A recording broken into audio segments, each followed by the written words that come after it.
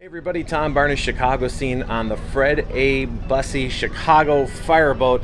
Listen, this thing has been out of service since 1981 and it has been scattered around Lake Michigan for the last few years, but it's back here in Chicago for the last 3 years. I'm going to talk to Ray and Eric, who bought it, who got it up and running to offer tours, but this place is phenomenal.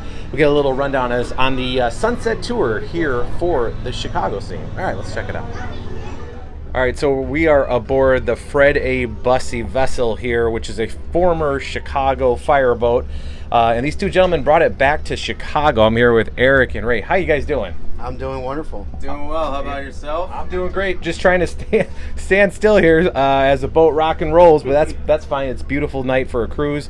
So talk about that. You gave me a little trivia fact where 39th mayor of Chicago is named after. Also, Busse Woods, Busse Road up in Park Ridge, but more importantly, out here on Lake Michigan, this was in service till about when did you guys say?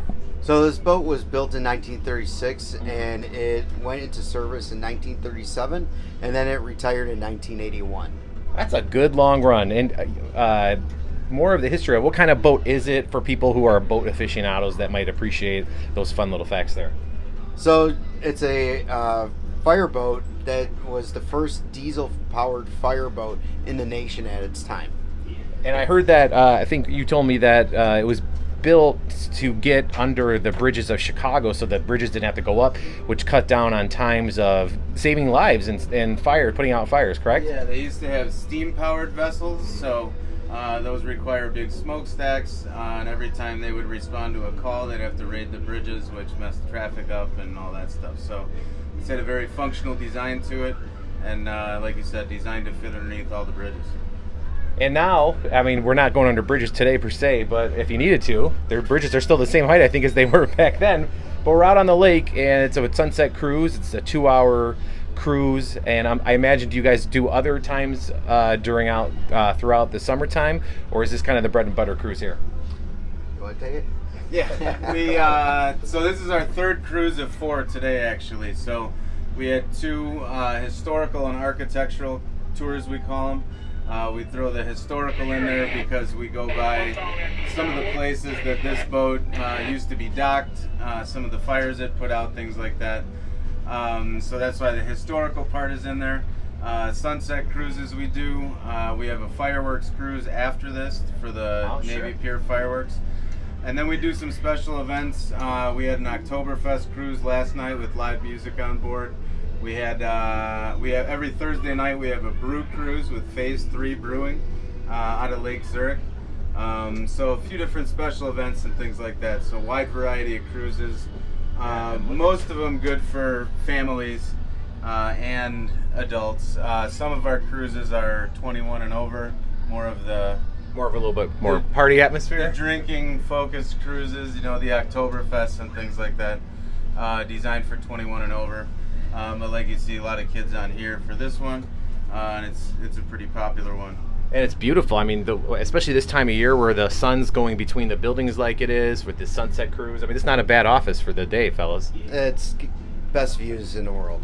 So you were telling me earlier that you guys met by having boats down at, Burnham Harbor. You guys got to talking, became buddies. And then you both are from the Navy, right? Or not from that? You are in the Navy. We're in the Navy. Yeah. Not from. It's been a long day. Sorry, fellas. But that and the business aspect, you decided, what the heck? Why not? Let's do this thing. And you wanted a boat. And I can't imagine you ever thought that something like this would be available. I was looking on the internet. And always driving my wife crazy. And then when I found this boat, and when Eric called me after I was looking at this boat in person, it was just it was a dream, and then that dream slowly became a reality, and it's just phenomenal that we were able to connect with the right people that helped us. We worked with a group called the Veteran Business Project. They work with veterans to get them. See them pursue entrepreneurship. So either a business that's already afloat or a new business, and this was creating a new business because we were bringing it back to Chicago. Right. You said it was up in Wisconsin. You sailed down, or you drove. What do you say? Drove. Sailed it down. Okay, Yeah, thank you. I never know what to ask when it comes to that. When it's a powered boat, I don't know. But when you sailed down Lake Michigan, still a thin layer of ice on the lake where you could hear the lake crackling as you're going down it, and you roll into Chicago at 4 o'clock in the morning, and nice and quiet, where it kind of feels like you probably had the whole city to yourself, right? Yeah. We were definitely tired after 32 hours, right? 32 hours. It wasn't straight through, but we took a break after the first 8 hours from Sturgeon Bay to Manitowoc, and then from Manitowoc. Yeah, you had to hit a place that had some good old fashions on the way, right? One in fashions. Rome, right? That's what I told Eric. I said, Eric, we're going to Manitowoc, Wisconsin, because I'm going to get you a good old fashioned. And this place was like a United Nations of food. We went in there, they had old fashions, they had Greek fries, they had banh mi sandwiches. We were like, and it's Manitowoc, Wisconsin. It's not the most diverse place you could think of, but it was pretty wild. The really cool thing was I knew we had something special when we pulled into that harbor and we docked up. There were people that came up and said, "What in the world is this?" And we're sitting there talking to them. Where did you find it, right? Yeah. All night we were sitting there, and there was just all of a sudden you'd see car lights pull into a parking lot, and then all of a sudden there's two people like out on the side of the boat just like checking it out. So. Yeah, it was fun. But even, I mean, from telling those people the story of the boat to telling people that were on board here for the 3 o'clock cruise today, it never gets old. It's a pretty cool, just, I always say, like, Ray and I both going around the world twice in the Navy. We both did 2 Westpac deployments. Go around the world twice, and then to be here on the water, showcasing Chicago on a boat like this with like that military or utility kind of purpose to it. It's pretty cool. Yeah, I think it's pretty cool that you guys were in the Navy too before that. Like you were just saying, but like to be out on the water, to see, I think a lot of people forget that Chicago sits on a body of water. I mean, people think of us, the Midwest, landlocked. You guys have one of the most unique views, I think, in the world for a city, especially if you grew up in Chicago. Everybody knows what a treat it is to come out on the boat. And this boat has a couple of traditions of its own. You were talking earlier about the fireman patches from firemen that visit the boat. Why don't you talk about that real quick? Yeah, so the old owners from Sturgeon Bay had started that, and if people brought a patch in, they would put it up and they would give them a free drink. So we thought that was pretty cool, and we continued it. We had about 16 or 17 when we started, and I think we're over 120 now. And I still, I gave somebody an address to send one to today. They were from Oregon. They didn't have a patch on them, but we get that at least once a week now. I'm getting a thing of patches, or sometimes they send it to the boat, so the mailman comes walking down the dock and he's got an envelope in his hand. So we make sure that we make sure we tell first responders that we only give you one drink. Yeah, you can't give us a whole stack of patches and buy us got out. A shoebox full of patches. It's not getting 150 free drinks. All right, so before I get out of here, I got to talk to you about how this boat operates, because it's a little bit different from what most people might think of when boats are talked about. So what's going on here? So, okay, right here, that's our original rudder indicator that's attached all the way to the rudders in the back of the boat. And then that tells me where I'm going to be steering. But how do I steer? I use this little knob right here. Yeah, that's something I've never seen before. Yeah. It's a hydraulic system, so a lot of people are used to using steering wheels, and this boat doesn't. It used to have way back when, but when at some point during private ownership, the previous owners decided they're putting in hydraulic systems. And then here's my controls of everything for the engines that we have. The fire pumps still work? Unfortunately, well, we have a small fire pump. One of the reasons why she was retired in '81 was because one of the 4 fire pumps actually seized. Okay. And after a couple times they tried to repair it, the city said, we're not putting any more money into it, we're retiring her. So we actually still have 2 of the 4 pumps on the boat. No pipes are connected to it, and the engines that were connected to it were taken off, and the shafts were severed.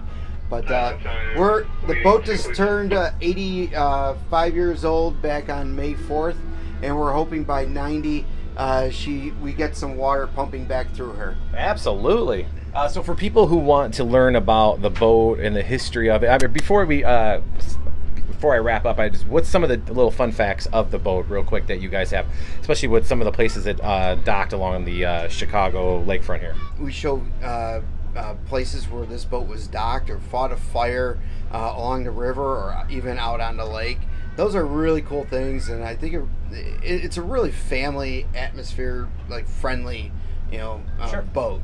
And One of the places it was docked was right over here, like by the water filtration plant. Yeah, it's Olive Park right there, right? I think in the summer they alternated between Navy Pier and the water filtration plant, and then in the winter they would have it on the river. Maybe it was vice versa, I don't know for sure. But they changed the locations of the fireboats routinely. At first it was the numbers on the boats said where it was located. When this boat was originally put in service, her number was 37, and which Is that because of the year? No, well, I wish it was, but I'm not really sure what I never really thought about that. Now you can say it. Yeah. But another quick fun fact, not to interrupt. Yeah. After this boat was 37, they changed it to 41. And when we bought this boat, I was 37 and Ray was 41. Well, that's kismet, fellas. I don't Yeah. know. I mean, I love that Pretty stuff. wild. Yeah. For people who want more information about the boat and the history of it, what's the website they should go to? Fireboattours.com. Fireboattours.com. Ask for Ray and Eric.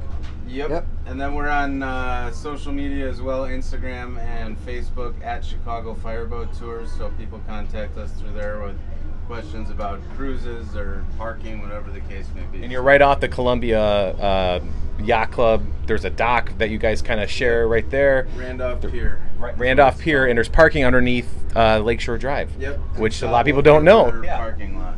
Very cool. So thank you, gentlemen, very much. I appreciate it. I mean, I can't pass up this spot again. I mean, you just wrapping up at the perfect time here. I know. Yeah. Well, thank you, gentlemen, again. I appreciate it, and congrats on getting this thing off the ground and running. This is really a cool thing, I think, for people in Chicago to see, where when they see it, they're going to walk up to it and want to know what it is. So I think right there, you got it made right there. It's so big and red. It's big and red. You can't miss it. You can't miss it. All right. Thanks, guys. Thanks a lot.